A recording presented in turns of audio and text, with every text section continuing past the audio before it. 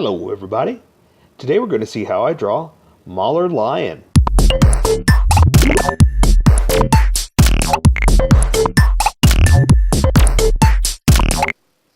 Alright, I'm going to start off with a quick sketch just to make sure I give myself enough room, and then I'll switch over to Sharpie. Now I know you probably can't see it, so don't worry about it. This is mostly for me. It's just to make sure that I A, get everything in here, and B, don't fall off the page. So I'll switch over back to Sharpie in a second. I just have to make sure I get enough of this stuff in here so I don't look silly. I don't mind looking silly, but I just know that you want to draw something. That's why you're here, and I would hate for you to be like, hey, you forgot this, you forgot that. You smell like corn chips. So I just want to make sure I get it all in here real fast. And then we'll switch over. And it's kind of intricate because this thing right here is like a cage over the actual part. So I just wanted to get that done right. So, and you know what? Actually, I'm going to be using a ruler on this one, just to make sure that I get it looking right. Okay, so that seems a bit big, but I'm just going to go ahead and do it anyway, and I'll just extend this part, and I think that'll make me happy. So let's start off with the ruler. That way we can get the bottom part done and move on from that. So I'm going to use my ruler here to about down here. I think that'll be good. That'll make me happy. Okay, do one more line right next to it. Okay, I can live with that. That looks much better to me. So now I'm just going to add the extra bits that are down here for the muffler type piece. Not muffler, I say that every time. The shock is what this is. They're like shocks for your car. Alright, it's still on the page, right? Yeah, getting pretty close to falling off. But you can still see that. Okay, so now I'm going to build on the rest of it. And what I'm going to do over here is draw the circular part that goes up, of metal that goes up your shock here. So I'm just going to kind of extend this out a little bit like that, and then build it like this.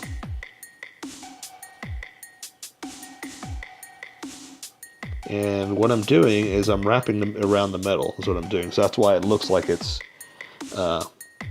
wrapping just a little bit.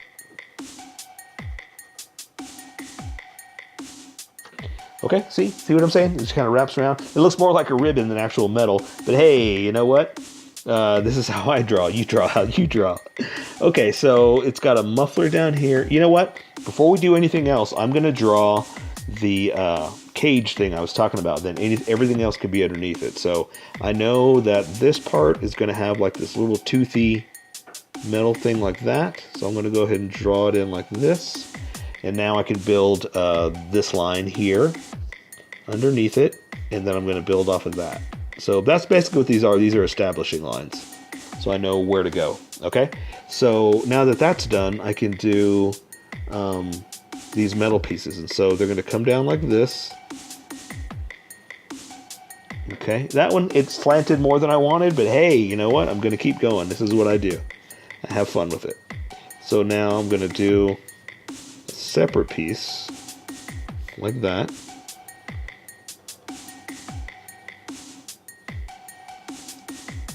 And that's kind of welded onto that edge. And so this is going to kind of come down like that. And so I drew squares, so I know where I'm going to go, but it's still a little sketchy. So I'm just going to kind of follow my sketches and then build on that. Okay. So now I'm just going to kind of continue these lines.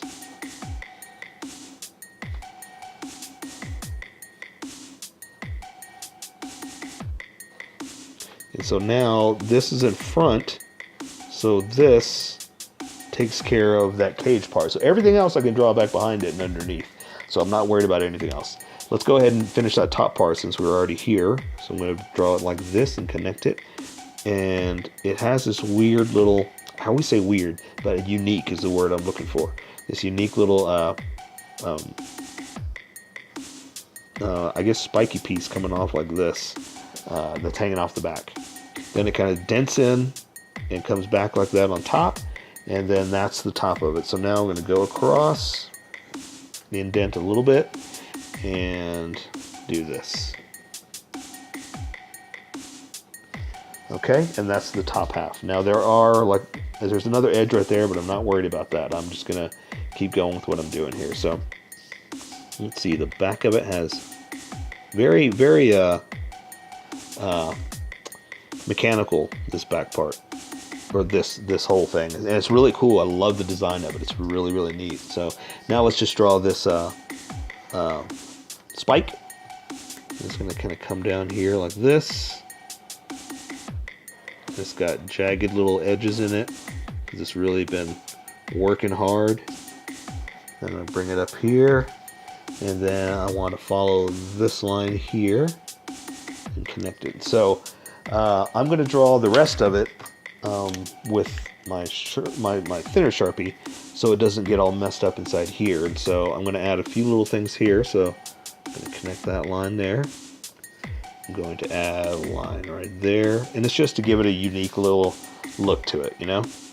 I'm going to add a smaller, thinner line underneath like that, just because I knew that Sharpie couldn't handle that. Okay, so let's see. So it has, oh, you know what? I lied. I'm not going to do everything like that. I'm going to add some pieces in here like this, because I can control it with this. But mostly there is a exhaust type piece that hangs down right here. So this goes up and connects inside there, and there's an exhaust piece that hangs down right here. I guess you can't really see the rest of it there. So this has some circles in it from where it's held together. And I'm just kind of eyeballing where it's going to be back behind that metal piece. And then let's see, it has another one like that. This is in here like this. Again, very mechanical, very parts, you know, for the inside there. It's an engine, you know, I guess is what it is, so that makes sense. And so the last few things I'm going to do is add something like that, and that's just for the mechanical parts on the inside. And we'll add a thinner line in there like that, and that'll take care of that part. So so you know what? I think that's good there. I'm gonna add one last little thing just because it extends out just a hair like that, and I'll do the rest with coloring, and we'll call that Mauler Lion. So here is my colored version. You could do it however you like. I just thought I'd show you how I decided to color it. If you'd like to color it like this, you can always pause the video here and use the coloring techniques that I used, or you can just make it your own. Remember, this is how I draw. You draw how you draw. Don't forget to like this video and subscribe for more adventures of how I draw. Plus, don't forget to hit that notification button to be updated about each new video.